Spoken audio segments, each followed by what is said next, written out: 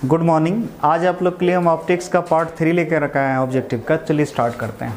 क्या बोल रहे क्वेश्चन, ध्यान से देखिएगा। Deviation of the thin prism of refractive index N and angle of prism H, यानी एंगल ऑफ डेविएशन पूछ रहा है थिन प्रिज्म का। तो सिंपल सा अगर आपको याद होगा angle of deviation del equal to था कितना, म्यू माइनस 1 इंटू ए था। लेकिन यहाँ पर आपको क्या कर रहा है, म्यू नहीं दे करके रिफ्रैक्टिव इंडेक्स एन कर दिया तो हो जाएगा एन माइनस 1 इंटू ए है ऑप्शन। इसका आंसर के बी नंबर। नेक्स्ट अगर क्वेश्चन जाए, क्या बोल रहा है ध्यान से देखिएगा। एक कॉन्वेक्स लेंस जिसका रिफ्रैक्टिव इंडेक्स दे दिया 1.5 इज इमर्ज्ड इन वाटर जिसका रिफ्रैक्टिव इंडेक्स दे दिया 1.33, then it behave as a, तब ये किसके तरह बिहेव करेगा। सुनिए ध्यान से, अगर लेंस का रिफ्रैक्टिव इंडेक्स अगर मीडियम के रिफ्रैक्टिव इंडेक्स से अगर ज्यादा हो, ध्यान से समझिएगा, लेंस का रिफ्रैक्टिव इंडेक्स मीडियम के रिफ्रैक्टिव इंडेक्स से ज्यादा हो तो याद रखिएगा वो जैसा है वैसा ही बिहेव करेगा, उसमें कोई चेंजिंग नहीं आएगा। क्लियर है। लेकिन अगर मीडियम का रिफ्रैक्टिव इंडेक्स लेंस के रिफ्रैक्टिव इंडेक्स से ज्यादा होता तब फिर नेचर चेंज हो जाता है। लेकिन यहाँ पर तो ऐसा है नहीं, यहाँ पर लेंस का ही रिफ्रैक्टिव इंडेक्स ज्यादा है मीडियम से, तो इसीलिए जैसा है उसी तरह बिहेव करेगा, यानी कॉन्वेक्स है तो कॉन्वेक्स की तरह ही बिहेव करेगा। लेकिन ऑप्शन में देखिए यहाँ कहीं कॉन्वेक्स है नहीं, तो इसीलिए इसका आंसर जाएगा कन्वर्जिंग लेंस, चूंकि कॉन्वेक्स को ही कन्वर्जिंग लेंस भी कहते हैं। क्लियर है। चलिए नेक्स्ट देखते हैं। बोल रहा है light have its colour to its, ठीक है, यानी लाइट के पास जो कलर होता है वो किसके कारण होता है। तो इसका सिंपल सा आंसर जाता है फ्रीक्वेंसी। याद रखिए अलग अलग लाइट जो कलर का जो अलग अलग लाइट का जो अलग अलग कलर देखते हैं वो फ्रीक्वेंसी के कारण होता है। नेक्स्ट बोल रहा the wave front due to a point source at finite distance from the source is, ठीक है, ध्यान समझिएगा। क्या बोल रहा है, the wave front due to a point source, ठीक है, वेव फ्रंट किसके कारण, पॉइंट सोर्स के कारण, at a finite distance from sources, finite मतलब निश्चित दूरी, इनफाइनाइट नहीं है, फाइनाइट है, तो उसका वेव फ्रंट कैसा होगा, तो उसका वेव फ्रंट स्फेरिकल होगा। लेकिन यही अगर इनफाइनाइट डिस्टेंस रहता, फाइनाइट की जगह अगर इनफाइनाइट रहता तब याद रखिएगा प्लेन हो जाता। क्लियर है। यहाँ पर क्या जाएगा, स्फेरिकल, चूंकि फाइनाइट डिस्टेंस है। नेक्स्ट अगर जाए, बोल रहा था magnifying power of N astronomical telescope for normal adjustment is, याद रखिएगा एस्ट्रोनॉमिकल टेलीस्कोप का मैग्नीफाइंग पावर होता है -FO/FE है ऑप्शन में, देखिए ए नंबर। नेक्स्ट क्या बोल रहा है क्वेश्चन, ध्यान से देखिए। बोल रहा है which of the following has maximum refractive index, याद रखिए यहाँ पर किसका रिफ्रैक्टिव इंडेक्स ज्यादा होता है, मैक्सिमम किसका रिफ्रैक्टिव इंडेक्स है। तो सिंपल सा अगर हम बात करें अगर रिफ्रैक्टिव इंडेक्स मैक्सिमम तो डायमंड का होता है। क्लियर है। नेक्स्ट अगर जाए, बोल रहा है cylindrical lenses are used to correct the eye defect, ठीक है, कॉल्ड, यानी सिलिंड्रिकल लेंस का हम लोग किस तरह का डिफेक्ट, आई डिफेक्ट को यूज मतलब खत्म करने के लिए करते हैं। तो इसका सही आंसर है बाबू क्या, एस्टिग्मेटिज्म। क्या, एस्टिग्मेटिज्म। एस्टिग्मेटिज्म याद रखिएगा, इसमें हम लोग क्या करते हैं, चूंकि आई लेंस प्रॉपर स्फेरिकल नहीं होता है तो इसके लिए हमको ऊपर से सिलिंड्रिकल लेंस लगाना पड़ता है। नेक्स्ट बोल रहा है equivalent focal length of two lenses in contact having power -15 dioptre and +5 dioptre will B.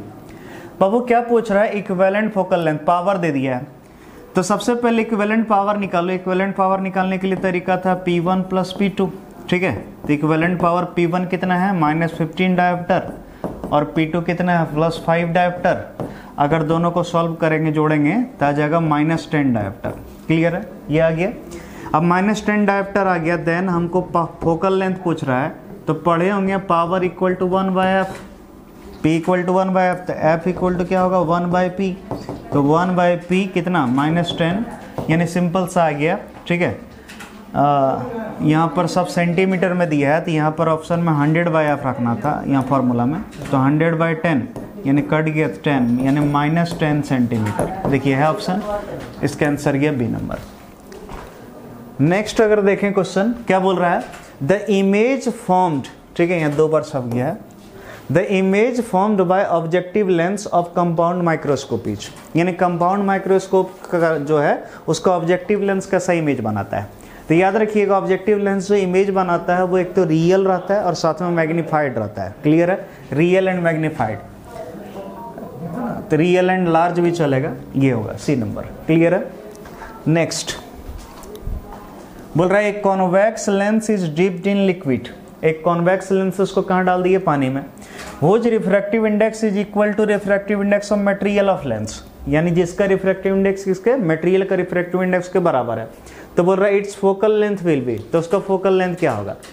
तो देखिए अगर आप पढ़े होंगे लेंस फार्मूला तो 1/f लेंस मेकर्स फार्मूला, तो उसका फार्मूला था याद कीजिए μ2/μ1 minus 1 into 1/r1 minus 1/r2। अब यहाँ पर देखिए क्या बोल रहा है कि लेंस का जितना फोकल रिफ्रैक्टिव इंडेक्स था उतना ही रिफ्रैक्टिव इंडेक्स वाले हम क्या किए, लिक्विड में डाल दिए, यानी μ2 और μ1 दोनों का रिफ्रैक्टिव इंडेक्स सेम है।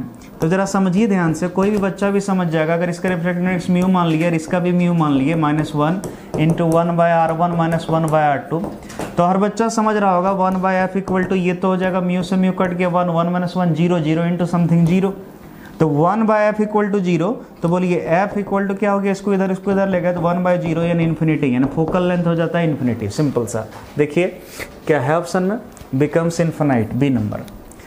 इतना आप लोग को हर बार कैलकुलेट करने की कोई ज़रूरत नहीं है, हम सीधा से लॉजिक बता देते हैं कि अगर लेंस का फोकल लेंथ लेंस का रिफ्रैक्टिव इंडेक्स और मीडियम का रिफ्रैक्टिव इंडेक्स दोनों अगर बराबर रहे, ठीक है, तब याद रखिएगा उसका फोकल लेंथ इन्फिनिटी हो जाएगा।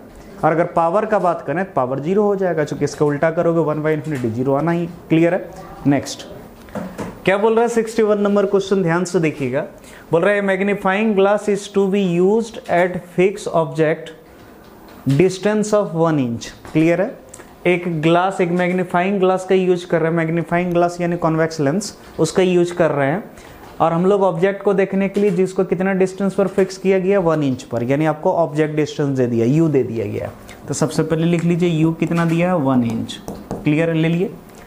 बोल रहा है इफ इट टू प्रोड्यूस, ठीक है, if it is to produce an erect image 5 times magnified, ये जो इमेज बना रहा है ये कितना मैग्नीफाइड है 5 टाइम्स, यानी मैग्निफिकेशन क्या दे दिया 5। बोल रहा है its focal length should be, और हमसे फोकल लेंथ पूछ रहा है क्या होगा। तो सिंपल सा यार, फोकल लेंथ का फॉर्मूला निकालना है, और हमको यहाँ पर मैग्निफिकेशन और ऑब्जेक्ट डिस्टेंस दिया है, तो हमको इस तीनों के बीच रिलेशन याद करो, हम पढ़ाए थे m equal to f/f plus u, ये था आपका रिलेशन, ठीक है। वैल्यू रखते चलिए, m मैग्निफिकेशन कितना 5 है, ये f कितना है हमको निकालना है, ठीक है, f रहने देते हैं, और u दे दिया हमको 1 इंच, क्लियर है। इसको इधर मल्टीप्लाई करेंगे तो कोई भी बच्चा समझ जाएगा, ये 5f प्लस 5 हो जाएगा इक्वल टू f, ठीक है।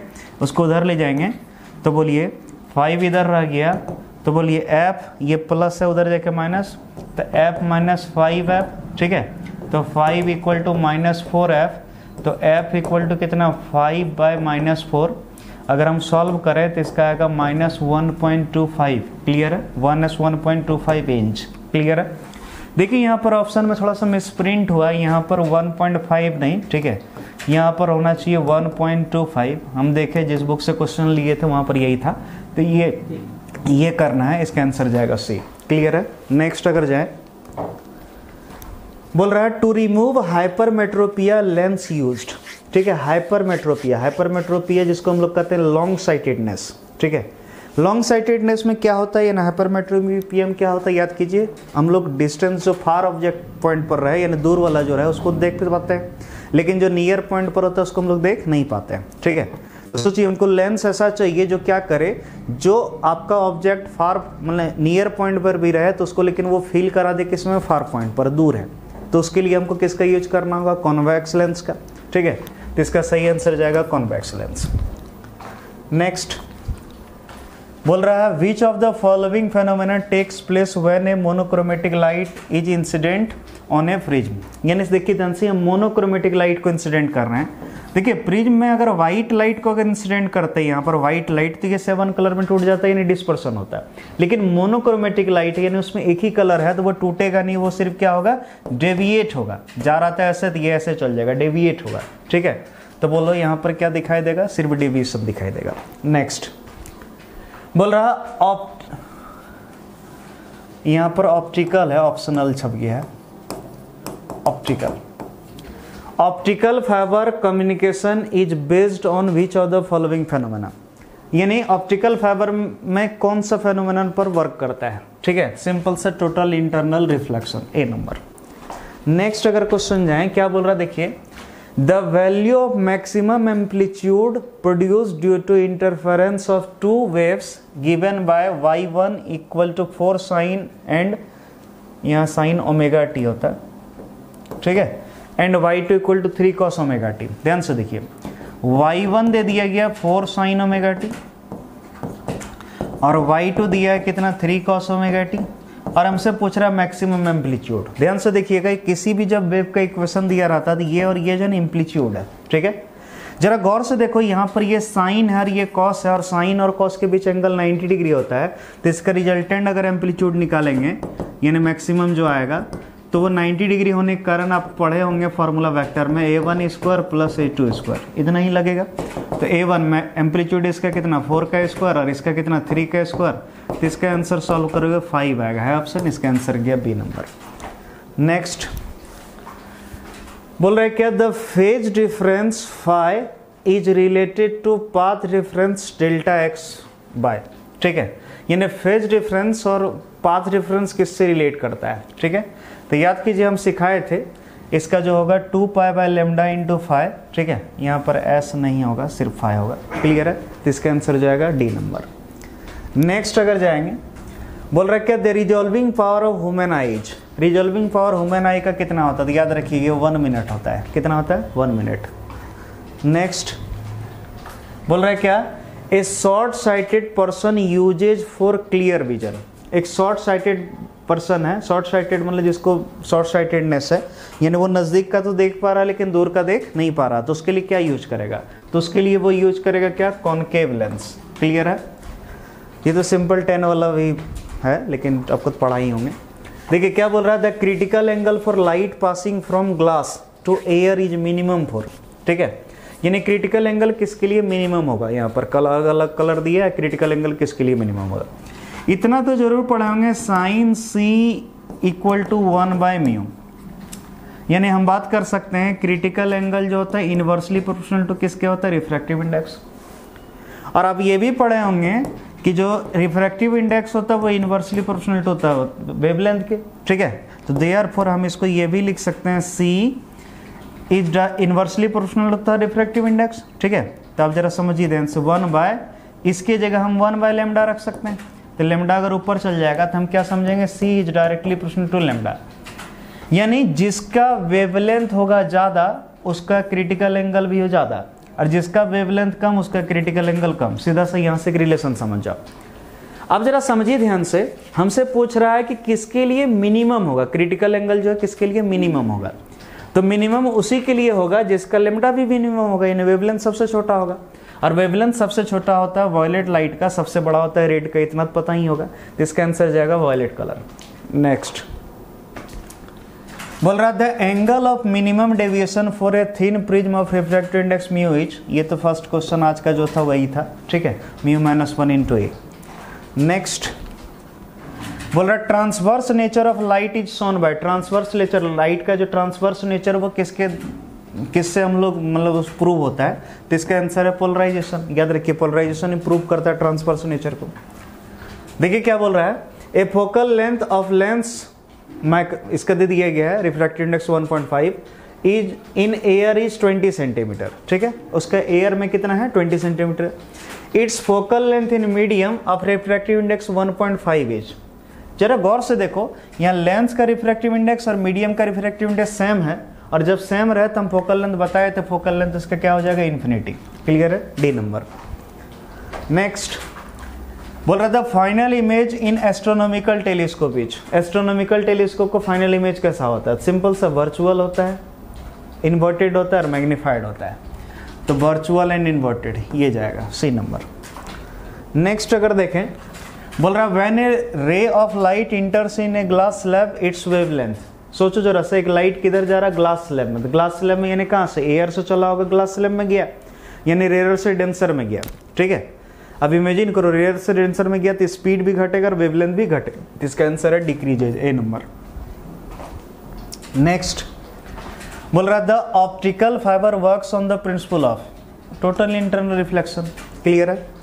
नेक्स्ट अगर जाएं, बोल रहा when the tube length of microscope is increase its magnifying power, ध्यान समझिएगा, जब माइक्रोस्कोप का ट्यूब का लेंथ बढ़ा देंगे तो इसका मैग्निफिकेशन क्या होगा, तो वो भी बढ़ जाएगा, ठीक है, इसका आंसर जाएगा इंक्रीजेज। नेक्स्ट अगर देखें, क्या बोल रहा है, when A ray of light इंटर्स a glass slab it's wavelength. अभी सेम क्वेश्चन यही वाला पढ़ाए थे, अभी रिपीट हुआ, ठीक है। तो इसका आंसर क्या होगा आप लोग कमेंट में जरूर बताइएगा, ठीक है। नेक्स्ट बोल रहा था final image in astronomical telescope is, ठीक है। ये भी क्वेश्चन रिपीट हुआ है, ठीक है, गलती से रिपीट हो गया, वर्चुअल एंड इन्वर्टेड। चलिए नेक्स्ट बोल रहा when two converging lenses of same focal length f are placed in contact then the focal length of the combination is, कुछ नहीं है, ध्यान समझिएगा। कॉम्बिनेशन का फोकल लेंथ का formula 1/f1 plus 1/f2, 1/f equal to 1/f1। मान लो एक का फोकल लेंथ f है, दूसरे का भी f है, और कन्वर्जिंग है तो दोनों का प्लस ही होगा, डाइवर्जिंग रहता तो माइनस रखते। 1/f एलसीएम लेंगे f2, तो बोलिए f इक्वल टू ये पलट जाएगा तो इसका आंसर f/2, ठीक है। यानी f इक्विवेलेंट यहाँ पर है, f इक्विवेलेंट कितना आया, f/2 है ऑप्शन, इसका आंसर ये सी नंबर। नेक्स्ट बोल रहा था colour of thin film is due to, यानी कि पतला जो फिल्म होता है जैसे मान लो सॉफ्ट बबल का, वो किसके कारण उसका कलर दिखता है। तो आपको पढ़ाए थे इसका काम, ये किसके कारण होता है, इंटरफेरेंस के कारण। नेक्स्ट अगर जाएं और लास्ट हम लोग का ऑप्टिक्स का Brewster's law is, Brewster's law क्या है, याद रखिएगा। ब्रूस्टर का कहना था किसी भी ट्रांसपेरेंट का रिफ्रैक्टिव इंडेक्स उस मीडियम के एंगल ऑफ पोलराइजेशन का टेंजेंट के बराबर होगा, यानी म्यू इक्वल टू 10p। देखिए है option mu equal to 10p, C number. तो चलिए आज के लिए इतना ही। आज आप लोग का ऑप्टिक्स का सारा ऑब्जेक्टिव क्लियर हो गया, फिर अगला दिन आते हैं आप लोग के लिए यूनिट 7 का ऑब्जेक्टिव लेके। Thank you.